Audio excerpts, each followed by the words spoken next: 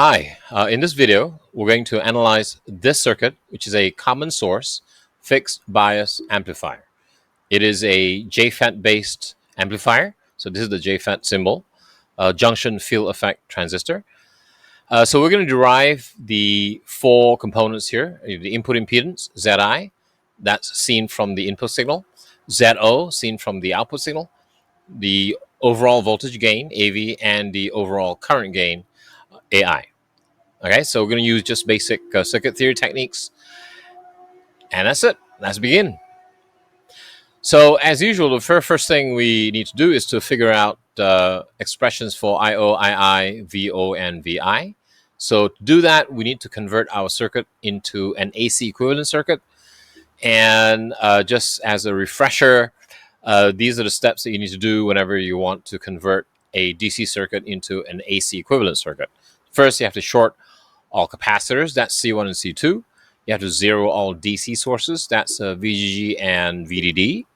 And then you replace the transistor, the JFET transistor here, with an AC equivalent model. So this is the simplest AC equivalent model for a JFET. All right, so it only has one dependent current source, GM VGS, where VGS is basically the voltage between the gate and the source. Okay, so let's have a look on the right side of the transistor. So you have VDD that's going to become 0, which means the top part of RD is going to end up ground, 0 volts, right? Ground. And the bottom part of RD is connected to the drain. And VO is also connected to the drain via a shorted C2. C2 becomes a short, right? And then on the source side, it just directly connects to ground. All right, so basically it looks something like this. All right, so RD is between drain and ground. All right, so and source is just connected to ground. The location of VO, ZO, IO are unchanged, right? So VO is still from between ground and drain. IO still goes initially from top of VDD coming down through RD to drain. So this is the same thing because now it becomes ground, so it goes up to drain. And then the ZO, the output impedance, is from the perspective of the output voltage. All right. And then on the left side of the JFET, right, so you have this being 0 volts when you convert into the AC equivalent. So that means bottom of RG is going to connect to ground.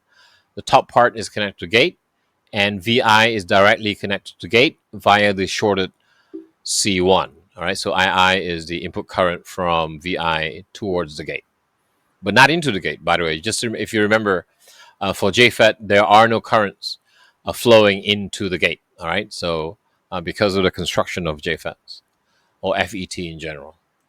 All right, so it looks something like this. So you still have the RG, but the bottom side is now connected to ground. And then you have the input source, ZI, and II flowing in. All right. Okay, so let's find expressions for our usual IO, II, VO, and VI. All right. So let's start with IO. So IO, if you look at IO, it's a current that flows up through RD, goes across to the left because this is open circuit, right? So it goes to the left and becomes GM-VGS, and then flows back to the right and up the same branch again. So in this loop, IO is in the same direction as GM-VGS, so IO is just simply GM-VGS. So this is just a simple KCL expression.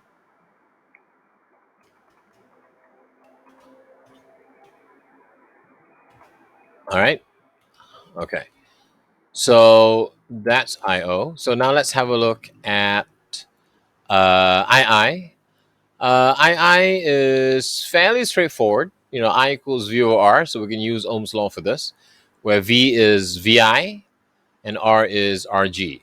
But then if you notice, VI is also VGS, so we can replace VI with VGS. So this one is just Ohm's law.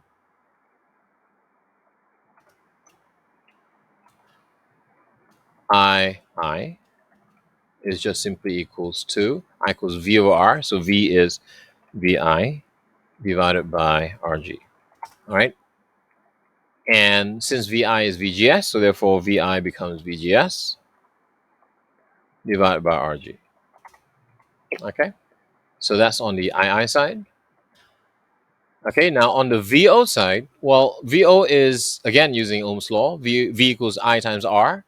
I being IO, but notice that IO is flowing in the wrong direction. If we want a positive VO as per the symbol here, then we need to reverse the direction of IO. All right. So VO is going to be equal to negative IO, right? So we need to reverse the direction times RD. Okay. Since we know what IO is, which is GM VGS, so therefore the answer is, or the expression for now, is going to be GM negative GM VGS RD. All right. So fairly straightforward. Okay, so now let's have a look at VI. Well, VI, again using Ohm's law, is, well, actually even more straightforward. Actually, you don't even have to consider this because VI is actually VGS. So you just straight away just write VI is equal to VGS. All right. Uh, okay. All right. So I think we have all the components necessary for us to work out the four components. So let's first work out what ZI is. Well, ZI is the input impedance seen by the source. And clearly you can see from this diagram, the only thing it's going to see is RG, because this is effectively an open circuit. So there's no other resistance present. So RG is basically the answer, all right? So ZI is equal to RG.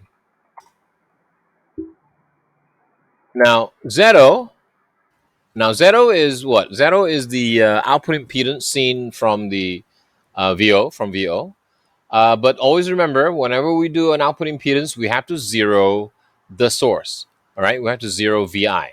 We have to zero the input. Now, if you zero the input, well, remember VI is equal to VGS, right? So if VI is zero, that means VGS is also zero. When VGS is zero, then this term is also zero, which means it is 0 amps. Well, 0 amps means it's an open circuit. So the only thing that ZO will see is basically just RD. It's not going to see anything else. All right. So this is equal to RD. So very straightforward. Next, let's have a look at the voltage gain. All right. So AV, which is always defined as output voltage divided by input voltage. All right. And we have expressions for both. So that's going to be this.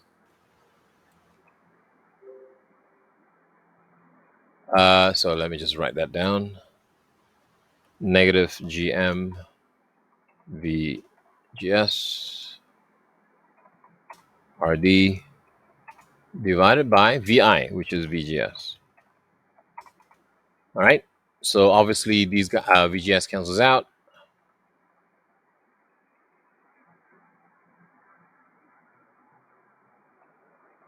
Leaving just negative GM RD. All right.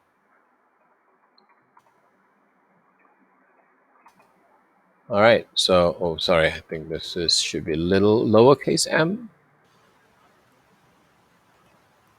All right.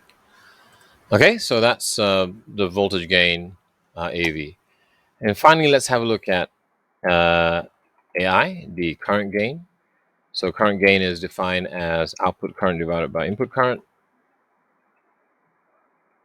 And again, we have expressions for both. So IO is GM VGS, yeah, from here. So it's going to be GM VGS divided by II. II is just VGS over RG. So VGS over RG. So obviously VGS cancels out, right? So this cancels out with this. Oops.